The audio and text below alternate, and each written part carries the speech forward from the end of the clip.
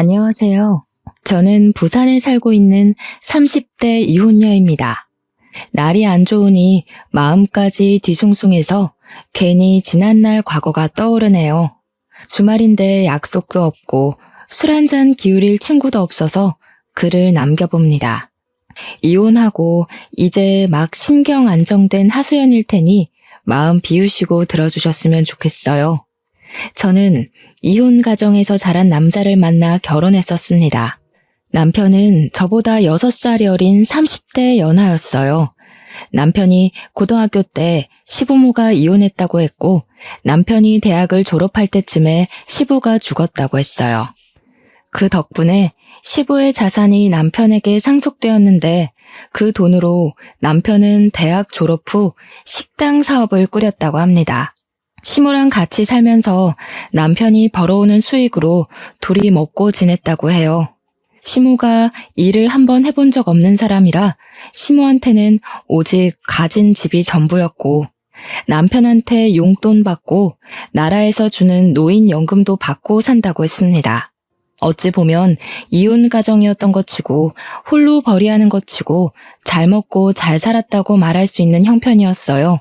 물론 깊은 내막을 보면 시모는 자기가 가지고 있는 집 말고는 남편에게 물려준 재산 같은 건 없는 사람이었습니다. 반대로 저는 친정이 경제적으로 잘 살아요. 친정에서 갖고 있는 건물도 있고 저희 아빠가 젊은 시절 좀 열심히 살아서 사업도 꽤나 크게 운영 중이십니다. 그래서 남편의 집안 형편이 저희 집에 비해 현저히 떨어지는 걸 알면서도 저는 남편 하나만 보고 결혼을 결정했습니다.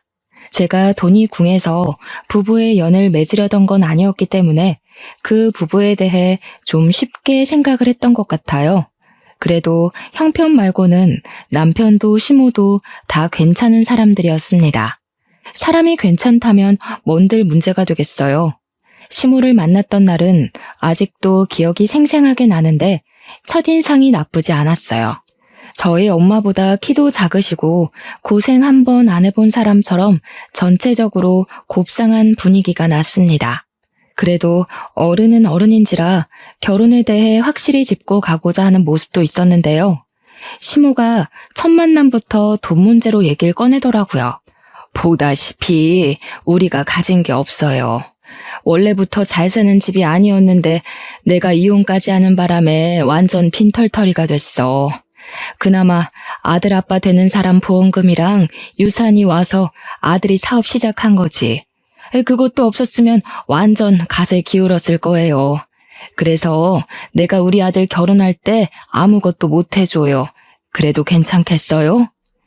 제가 남편 돈 보고 결혼했다면 진작에 연애를 시작도 안 했을 겁니다. 남편의 형편을 모르는 것도 아니기에 그런 건 문제가 되지 않는다고 시모에게 확실히 얘기를 꺼냈고 우리 친정이 좀 넉넉하다는 얘기까지 하면서 시모에게 점수를 따려고 했어요. 다행히도 시모가 저를 굉장히 만족스럽게 봐주셨습니다. 상견례에서도 그런 부분에 대해 대화가 이루어졌는데 친정 부모님은 부부끼리 존중하는 마음을 더 중요시 여기는 분들이라서 돈 없다고 결혼을 반대하고 그러진 않는다며 저처럼 의사를 표명하셨어요.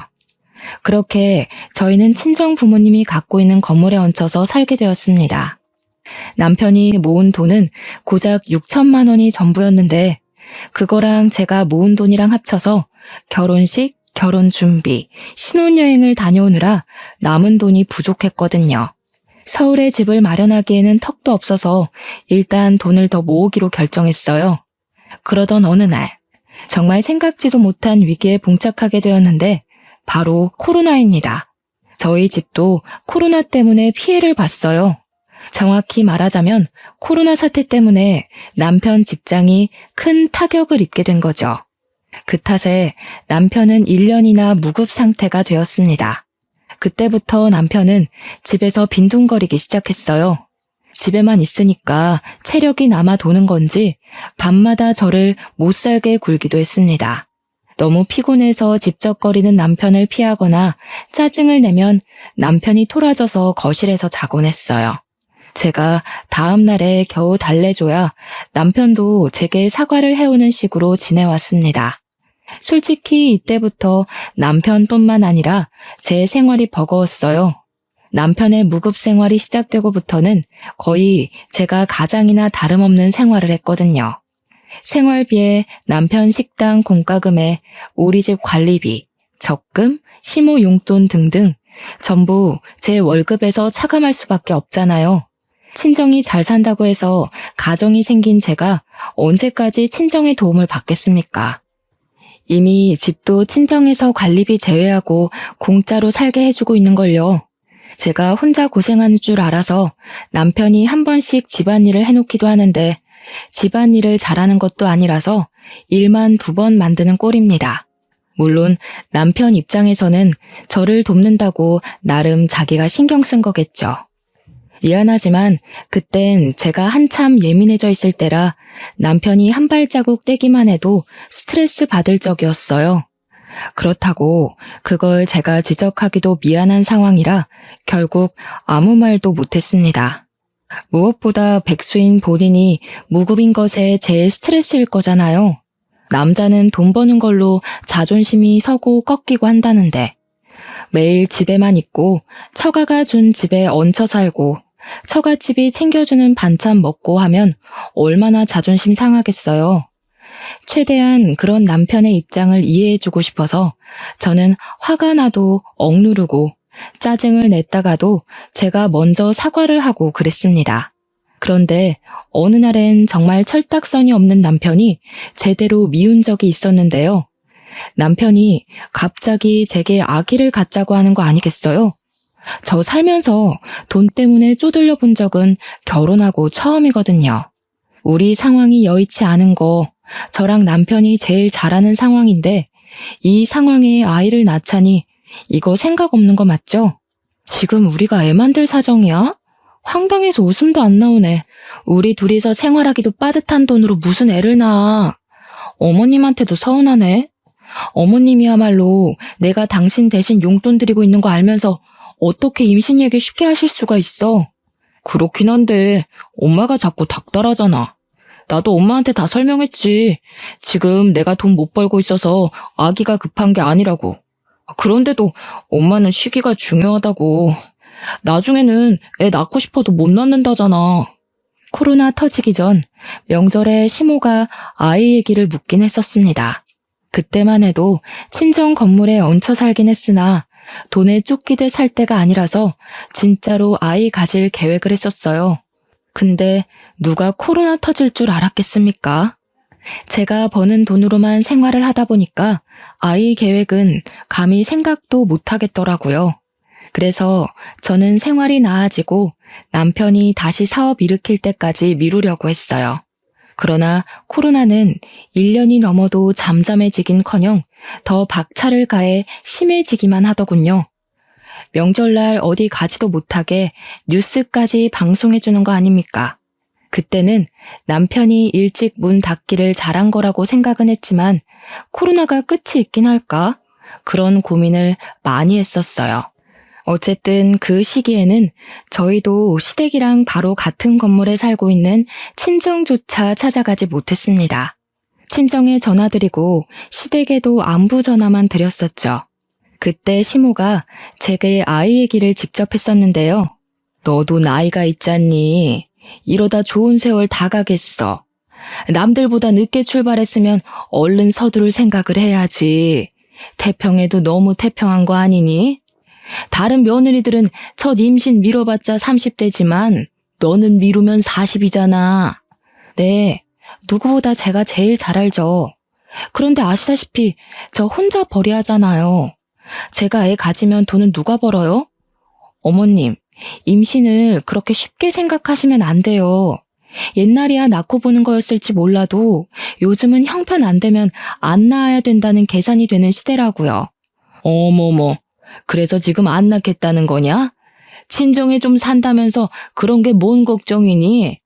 애 낳고 몸 회복될 때까지만 친정에 손 벌렸다가 다시 직장 복귀하면 되지. 너 일 가면 내가 애 봐주러 갈 수 있는 거고. 젊은 애들 같으면 빠릿빠릿하게 어른 도움 이용할 텐데 수더분한 것도 적당해야 이쁜 거야. 속 터져서야 원. 솔직히 너무 대책 없는 소리라고 생각했습니다. 그러니까 저더러 애 낳는 돈을 친정에 빌려서 얼른 출산하고 몸 괜찮아지면 다시 돈 벌어서 친정한테 갚아줘라. 그 소리잖아요. 어른들 도움을 이용하라는 것도 웃겼어요.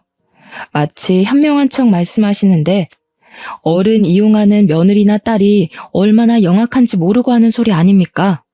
실제로 그렇게 이용당하면 버르장머리 없다고 뒷말할 거면서. 물론 저 또한 애가 갖고 싶긴 했어요. 제 인생에서 애 없는 딩크의 삶은 생각해 본 적이 없거든요. 시모 말이 강압적이고 생각 없게 들리긴 했지만 자꾸 시기를 미루면 더 힘들어질 것 같은 생각은 들었습니다. 근데 이쯤에서 의문이었던 건 사실 저랑 남편은 결혼하고 단 한 번도 피임을 한 적이 없다는 거였어요.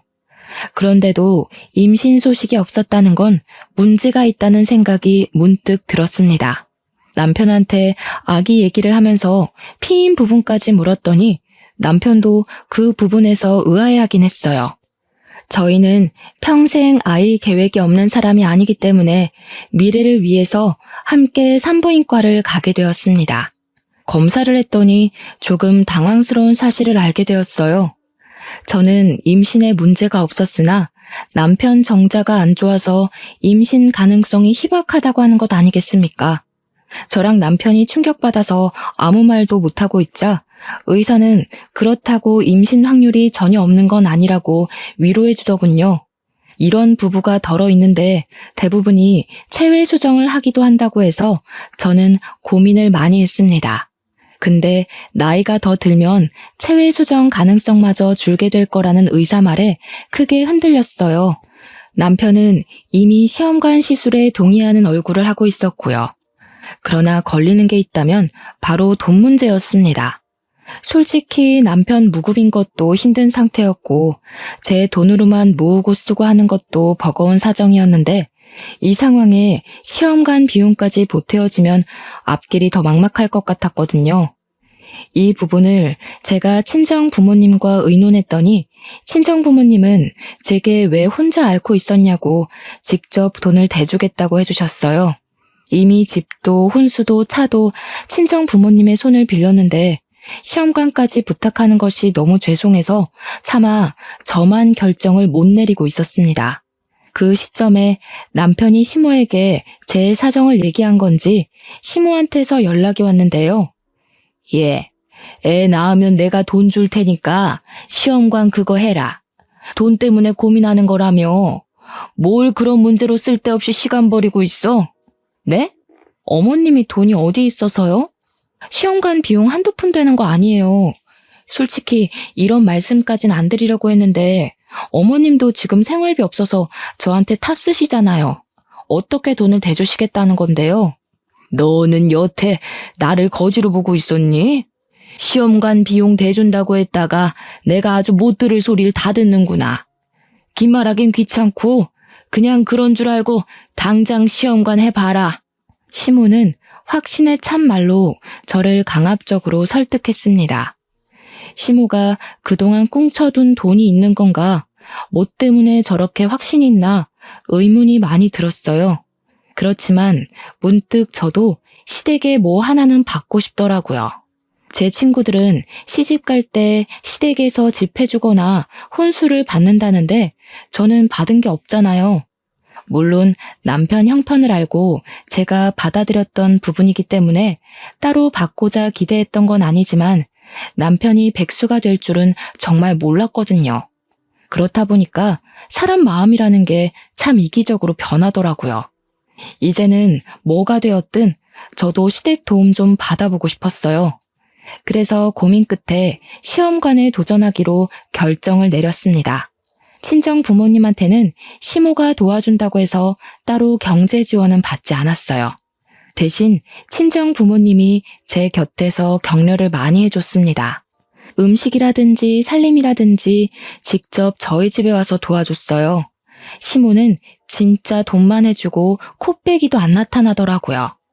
어쨌든 시모가 돈을 대주는 건 감사한 일이었으니 연락을 넣어 한 번씩 안부랑 감사 인사를 전했습니다. 물론 그마저도 전화는 안 돼서 문자로 했지만요. 양가 식구들 모두가 응원하던 저희 부부의 시험관 도전은 결코 쉬운 길이 아니었어요. 힘들다는 말만 들었지 더럽게 힘들더라고요. 자꾸 실패해서 돈은 돈대로 들고 몸만 지쳐갔습니다. 그러던 한날에는 너무 피곤한 탓에 친정집에서 밥을 먹고 실수로 잠이 들어버렸어요. 잠깐 소파에 누웠을 뿐인데 그대로 골아떨어진 거죠. 새벽에 깼을 때야 남편이 먼저 집에 가버렸다는 걸 알았어요. 친정 부모님이 건물 꼭대기에 살고 있었고 우리는 그 아래 2층 살고 있어서 엘리베이터만 타면 되는 거리였거든요. 친정 부모님 말로는 남편이 저더러 여기서 편히 자라고 하고 두고 갔다 합니다. 엄마가 중간에 깨서 얘기해줬는데 저는 내일 출근도 있고 해서 엄마한테만 인사하고 집으로 내려갔어요. 도어록을 따고 들어갔는데 안방에 남편이 없었더라고요. 그새 어딜 갔나 하는 순간 화장실 쪽에서 소리가 들려 가봤습니다. 문 밖으로 담배 냄새도 솔솔 났고 남편 목소리도 들렸어요. 이 자정에 누구랑 연락을 그렇게 하나 엿들어봤다가 아주 기가 막힌 사실을 알게 됐지 뭡니까. 이래서 나이 많은 여자는 아무짝에 쓸모가 없는 거다. 어떻게 만나도 아래로 6살이 아니라 위로 6살을 만난 거니? 남들한테 쪽팔려서 며느리 자랑도 못하겠네. 네가 어디가 모자라서. 아휴, 내 입만 아프지. 엄마가 결혼 안 된다고 더 밀어붙였어야 했는데 다 내 탓이야. 아, 몰라. 노산이니까 어쩔 수 없지. 어차피 늙은 여자랑 결혼해버린 거 그런 것쯤은 엄마가 그냥 이해 좀 해. 근데 시험관 비용은 왜 엄마가 되겠다고 한 거야? 그것도 처가에서 해줄 생각이던데. 듣자 하니 남편은 시모랑 통화를 하는 것 같았습니다. 근데 대화 내용이 좀 이상했어요. 임신 문제는 남편한테 있어서 착상이 잘 안 되었던 건데 남편도 시모도 임신의 문제를 제 탓하고 있었습니다. 애초에 남편이 제 탓으로 말했기 때문에 그런 거겠죠. 너무 황당해서 대화 내용을 끝까지 다 안 듣고 화장실 문을 열어버렸어요. 담배 냄새가 확 나면서 남편이 소리를 비명을 질렀습니다. 남편은 시모가 이 상황을 들을까봐 바로 전화를 끊으면서 담배를 변기에 버리더군요. 깜짝이야. 왜 내려왔어? 그냥 거기서 편하게 자지.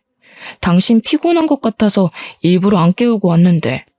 어머님한테 뭐라고 했어? 내가 노산이라서 임신이 안 된 거라고? 지금 내가 맞게 들은 거야? 남편은 제가 묻는 말에 크게 당황하면서 애써 상황을 넘기려고 딴소리를 자꾸 짓거렸습니다. 그게 너무 눈에 보여서 더 짜증이 났어요. 왜 그런 거짓말해? 그런 식으로 얘기하면 어머님이 당연히 내 문제인 줄 알잖아. 그렇게 내 탓처럼 얘기해버리면 어머님이 날 어떻게 생각하겠어? 지금 나 욕먹이려고 일부러 그러는 거야? 미안. 안 그래도 엄마가 나 백수라서 속상해하는데 나 때문에 임신까지 안 되는 거 알면 얼마나 더 마음 안 좋겠어. 어쩔 수 없었어. 진짜 미안해. 남편은 자기 엄마 걱정해서 거짓말을 했다는데 저는 그걸 이해해주기가 어려웠어요. 누가 효도를 이런 식으로 합니까? 왜 저를 욕먹이면서 효도하는 건지 모르겠더라고요. 제가 다시 시모한테 전화해봐야겠다고 폰을 들었는데 남편이 절대 못하게 제 폰을 뺏었습니다. 그러면서 자기 심정 좀 이해해달라고 되레 목청을 높이는 거 아니겠어요? 내가 이 정도 고개 숙였으면 당신도 작작해. 남편 자존심을 기어이 꺾어야겠어? 안 그래도 결혼 시작부터 내가 기세 확 꺾여서 들어왔는데. 우리 부모님이 당신한테 갑질을 했어? 뭘 했어? 당신이 백수라서 눈치 보는 것도 당신 몫이고 돈 못 모아서 친정 건물에 얹혀 사는 것도 당신이 감안해야 할 몫인 거야. 그렇게 억울하고 쪽팔리면 이 악물고 노력해서 먹고 살 궁리라도 하던가. 자기 혼자 자존심 다 깎아먹고 있으면서 누굴 탓해? 아, 그래, 잘났다. 너는 매번 그렇게 훈계질했어. 내가 네 자식이냐? 나 네 남편이야. 6살 많다고 자꾸 가르치려고 하지 말지. 그날 새벽에 남편이랑 한바탕 싸움을 한다고 새벽을 거의 다 보냈었어요. 그렇잖아도 스트레스가 이만저만 아닌데 남편까지 이상한 거짓말로 제 신경을 긁으니 심신안정이 중요한 시험관 시술이 계속 실패만 거듭했습니다.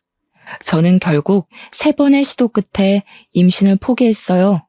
친정 부모님은 제게 고생 많았다고 위로를 해준 반면 시모는 그날 제게 전화를 해 따져 물었습니다. 내가 돈을 얼마나 들였는데 그거 하나를 못 해내냐? 애 안 낳을 거면 우리 아들이랑 왜 결혼했니? 나이 많아서 노처녀 될 뻔한 거 구제해줬으면 빨리 애 낳아서 우리 집안 대를 이을 생각을 해야지. 돈 날로 먹을 작정이야? 제가 애 낳으려고 결혼한 거 아니잖아요. 저 충분히 노력했고 시험관도 한두 번이죠. 이젠 힘들어서 못하겠어요. 제가 어머님 돈 날로 먹은 걸로 보이세요? 솔직히 정확하게 따지고 보자면 날로 먹은 건 어머님이 더하죠. 제 돈이 어머님한테 얼마나 들어갔는데요. 뭐야? 이제 시엠이 말이 말 같지도 않나 보네? 지금 너 혼자 힘들어? 임신하려면 여자 나이가 얼마나 중요한데 다 늙어서는 아무 노력도 안 하고 그딴 식으로 짓거릴 거면 네가 해줄 게 이혼밖에 더 있겠니? 뭔 놈의 이런 고약한 년이 다 있대? 내 귀한 아들 너같이 고집 세고 보잘것 하나 없는 애랑 결혼시키는 게 아니었는데 아이고 내 천추의 한이다. 사람이 한계에 다다으면 말하기조차 피곤해서 입을 닫게 된다는 걸 그때 처음 느꼈습니다.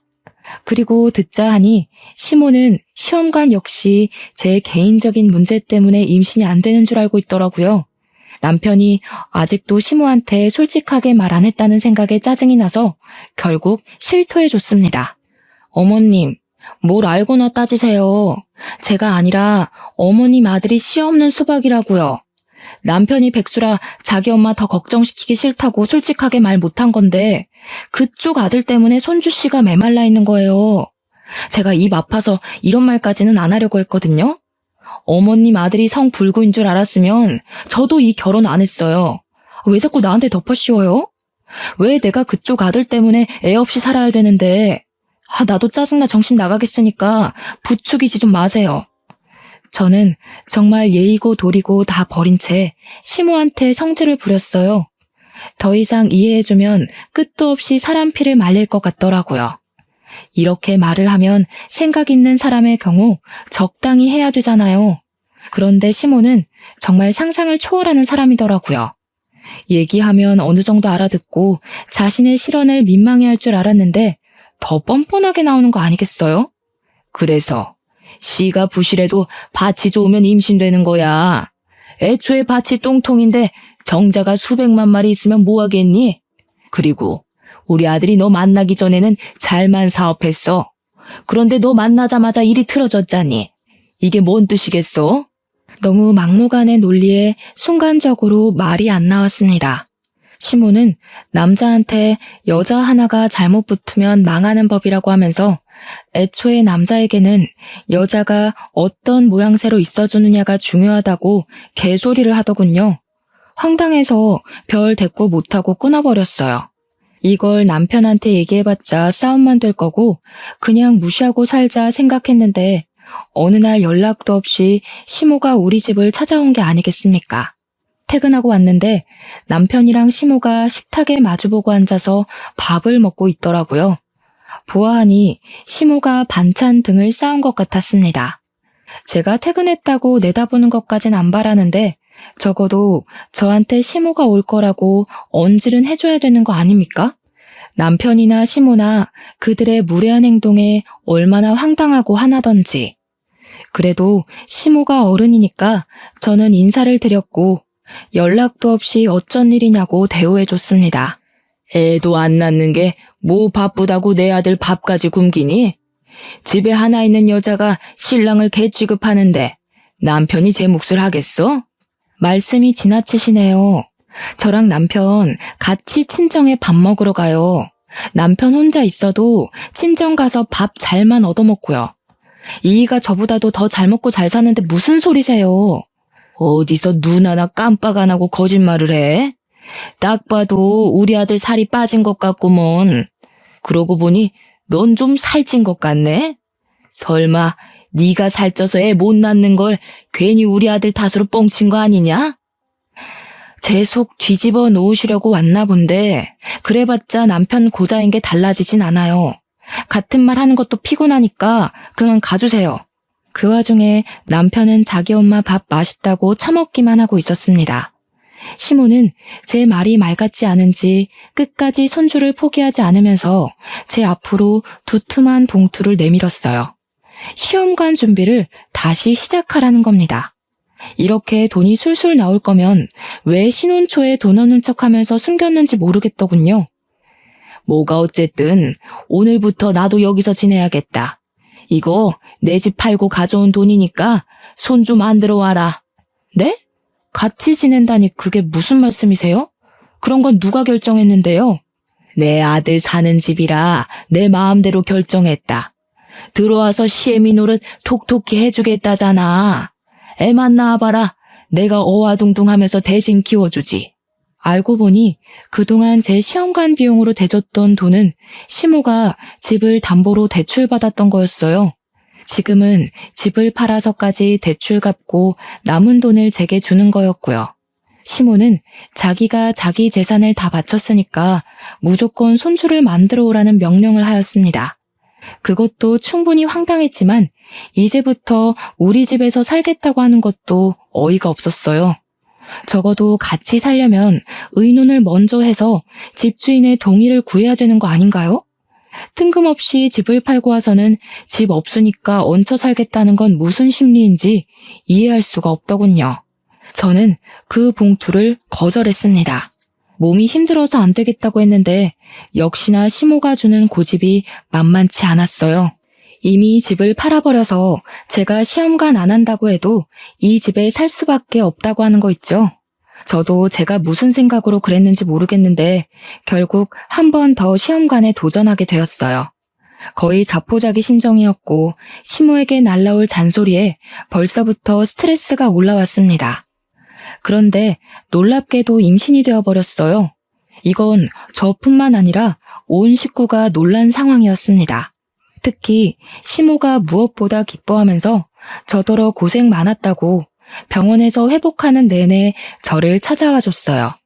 솔직히 그렇게까지 손자의 진심인 시모를 보니까 그간 시모를 욕했던 제 마음이 저도 모르게 흔들리더라고요. 이 정도로 기뻐하는 거였으면 내가 좀 힘들더라도 중간에 포기하지 말 걸 그랬나 생각하며 저를 돌아볼 만큼 저도 감사했습니다. 하지만 역시는 역시인 건지 산후조리까지 마치고 집에 갔더니 시모가 제게 황당한 경고를 하더군요. 앞으로 사돈집에서 내 손자 보고 싶다고 하면 무조건 나한테 허락받아라. 내 돈 들여서 생긴 손자잖니? 내 돈 아니었으면 어디 이 손자가 세상 밖을 나왔겠어? 무슨 일이 있어도 사돈 손에 애 맡기는 일은 없어야 돼. 누가 보면 아기를 애완동물처럼 비용 지불하고 산 줄 알겠어요. 시모 말이 말 같지 않아서 듣는 채 마는 채 했습니다. 그런데 시모가 정말로 우리 친정의 애를 보여주는 걸 아까워하더라고요. 친정 부모님은 시모가 우리 집에 얹혀 사는 걸 이해까지 해줬는데 친정 부모님이 손주 보고 싶다고 집에 오라고 하면 그렇게 반대했어요. 자기한테 물어보라고 한 것도 다 무조건적으로 거절하기 위해서인 것 같았습니다. 혹시라도 제가 몰래 아기를 데리고 친정에 갈까봐 얘기해달라고 한 거였나 봐요. 어느 날 주말에는 친정에 가서 손자 좀 안겨주고자 외출 준비를 했었어요. 친정엄마가 사주신 옷을 아들에게 입히고 있는데 갑자기 시모가 들이닥치더니 기저귀 바람인 아들을 냅다 안아버렸어요. 지금 사돈때 까려는 거지? 왜 내 말대로 안 하냐? 내가 사돈때 깔 거면 나한테 미리 말하라고 했잖아. 어머님, 유치하게 왜 이러세요? 어머님이 내주신 돈으로 시험관 한 건 맞지만 제 아이잖아요. 저희 부모님도 손주 보고 싶은 건 당연한 거예요. 어머님 논리대로 밀어붙이실 거면 어머님도 저희 부모님 돈 들어간 이 집에서 나가셔야죠. 어머님은 저희 집 돈 누릴 거 다 누리시면서 왜 손주는 어머님만 봐야 되는데요? 시끄럽다. 딸이랑 아들이랑 같니? 아들은 그 집안의 모든 걸 주는 거랑 마찬가지야. 내가 내 모든 걸 너한테 내줬으니 사돈댁에서 나한테 이 정도 해주는 건 당연한 거지. 너 말 잘했다. 이참에 그만 사돈 건물에서 나가는 게 좋겠어. 사돈댁에서 집 하나 해줄 돈은 있지? 네 식구 살 집 좀 해달라고 해라. 내 돈으로 애 만들었으니까 그 정도는 해줘야 돼. 이때 남편이 생각이 있으면 중간 역할을 잘해줘야 하는데 자기 엄마 앞에서 가오를 잡고 싶은 건지 시모 편만 들더라고요. 그래, 제발 나가자. 나도 은근 처가에 눈치 보였어. 당신이 몰라서 그렇지 장인어른이랑 장모님이 매일 나한테 일 얘기하는데 얼마나 숨 막히는지 알아? 우리 엄마 아빠가 그랬다고? 다른 사람들은 그렇게 착각할지 몰라도 당신은 우리 부모님을 그런 식으로 말하면 안 되지. 친정에서 나 몰래 당신한테 용돈 꽂아준 거 내가 모를 줄 알았어? 뭐야, 장모님 진짜 웃기신다. 몰래 주는 거라고 해놓고 너한테 다 보고 들어가고 있었던 거야? 와, 믿을 사람 하나 없네. 이거 봐라. 이래도 내가 처가에서 찬밥 신세 아니야? 눈치 보여서 평소에 기죽어 살았다는 남편 말이 얼마나 웃겼는지 모릅니다. 진짜 찬밥 신세가 뭔지 모르나 봐요. 처가에서 오라고 말 안 해도 방문해서 밥 꼬박꼬박 챙겨 먹고 우리 엄마 설거지할 때 한 번을 손수 도와주겠다고 나선 적 없는 사람이 눈치가 보였다라니. 기죽었다는 사람이 슬리퍼 직직 끌고 가서 장모님 밥 주세요 할 수 있단 말인가요? 남편이란 작자는 너무 말이 안 통하는 사람이었고 대화를 하면 할수록 저까지 멍청해지는 것 같아서 참 할 말이 없었습니다. 사람이 분이 쌓이고 쌓이면 분노 이상으로 침착해지는 경향이 있는 것 같더라고요. 그들 꼬락서니를 보니 더 이상은 안 되겠다 싶어서 뭔가 해결점을 찾아야 할 것 같았어요. 아이도 생겼는데 더는 쓸데없는 사람들로부터 스트레스 받고는 못 살겠더라고요. 며칠 생각을 해보겠다고 한 뒤 저는 결단을 내렸고 부모님한테서 돈을 빌려 집을 알아보겠다고 말씀드렸습니다. 시모가 아주 신이 나서 손주를 안고 온갖 아양을 떨더군요. 그러면서 이런 집이 좋고 저런 집이 좋다고 저한테 보여주는 거 아니겠습니까? 이제야 네가 말이 좀 통하는구나. 이왕이면 여기랑 최대한 멀고 또 산이 보이는 곳이 좋겠다. 그런 데는 공기가 다르거든. 애 크는데도 굉장히 좋고. 그럼 나도. 이왕 돈 빌리는 거 나 사업장 리모델링 좀 하면 안 될까? 내가 저번에 장모님한테 은근슬쩍 말 던져보긴 했는데 장모님이 눈치가 없는 건지 말귀를 잘 못 알아들으시더라고. 당신이 잘 말해주면 도와주실 것 같은데? 두 사람의 뻔뻔한 망언에 열이 확 받쳤지만 다 참았습니다.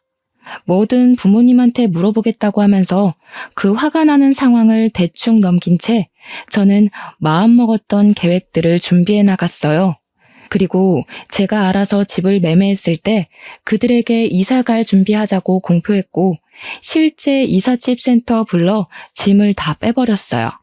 그 와중에도 시모랑 남편은 먼저 1층 트럭으로 이동해 차에 앉아 있었습니다.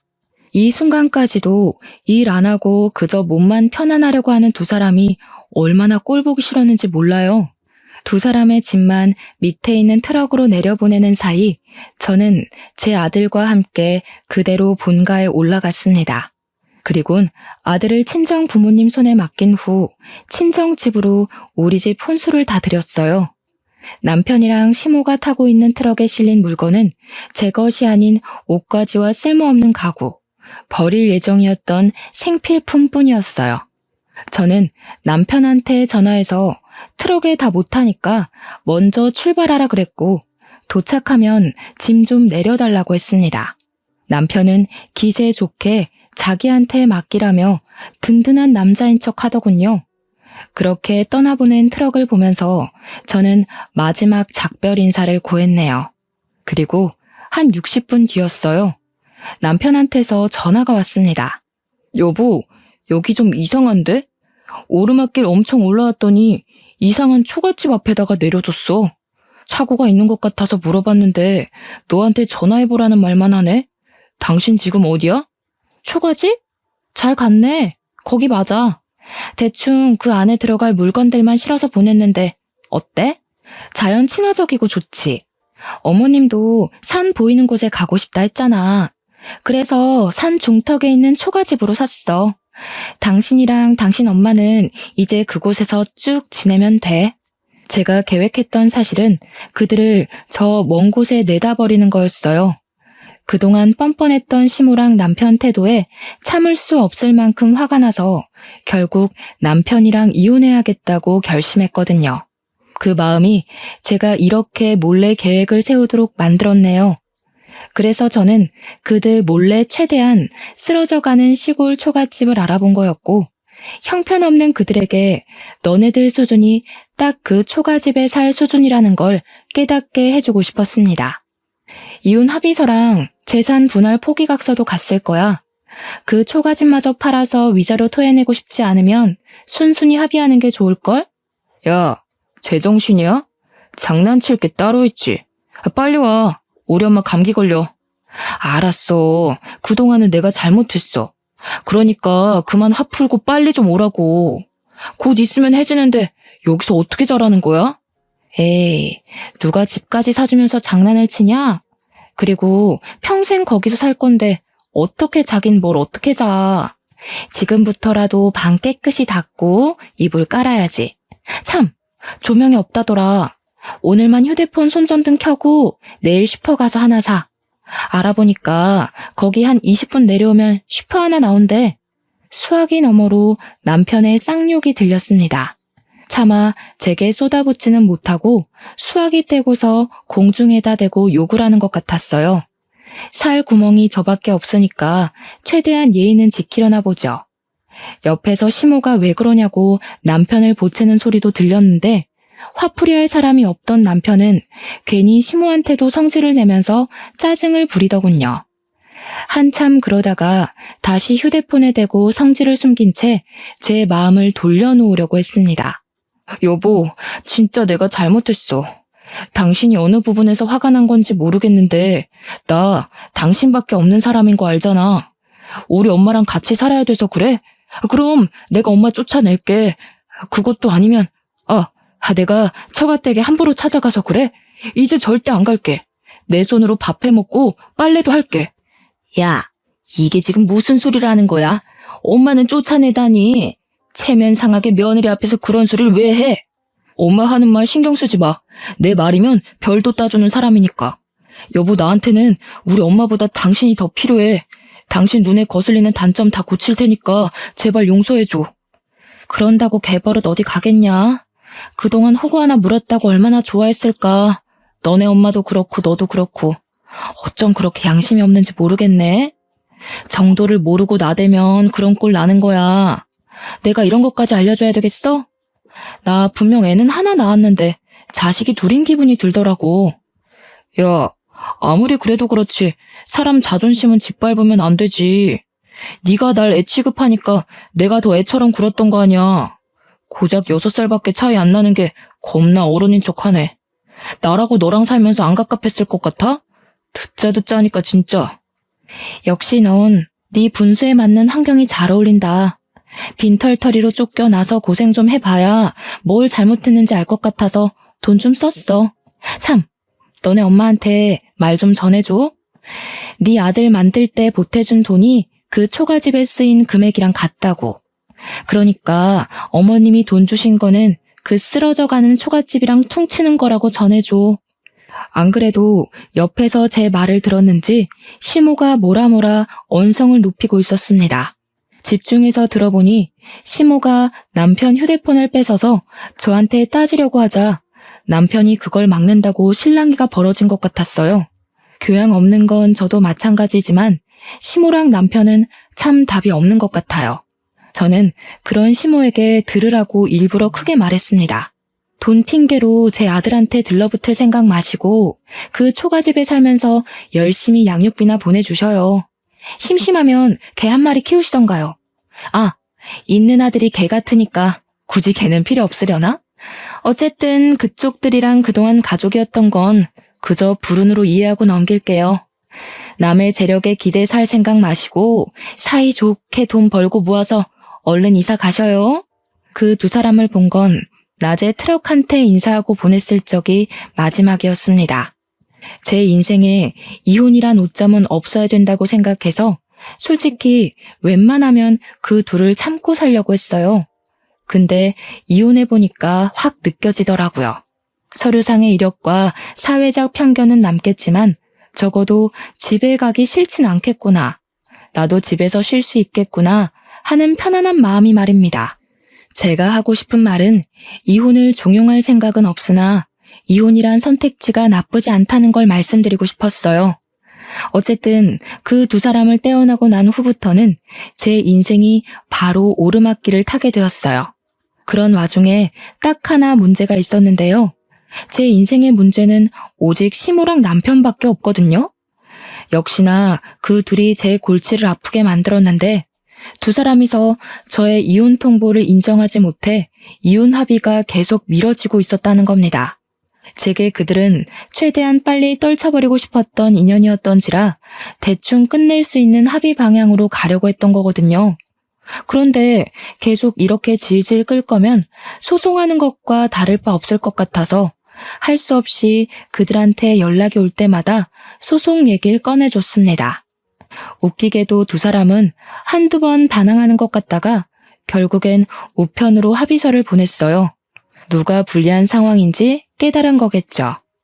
전 남편은 그간 제게 용돈을 받고 살았었는데 제가 카드를 진작에 정지해버렸더니 여기까지 올 차비가 없어서 그런가 찾아오진 않았어요.